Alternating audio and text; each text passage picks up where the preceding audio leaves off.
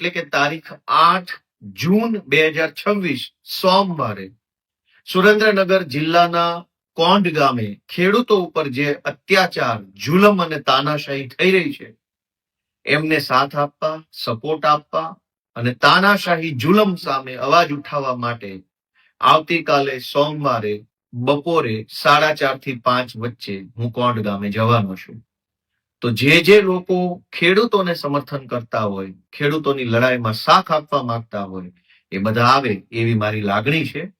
મેં જાણ્યું કે કોંઢ ગામે ખાનગી કંપનીના તાર નાખવા માટે પોલીસ ભાડે આપી અને જે જુલમ થઈ રહ્યો છે, અનેક દિવસોથી ખેડૂતો ખેતરે નથી જઈ શકતા.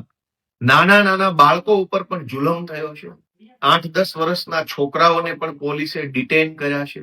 માતા બહેનો સાથે ગેરવર્તન કરવામાં આવ્યું છે. ખેતરની અંદર ભયંકર નુકસાન કરવામાં આવ્યું છે.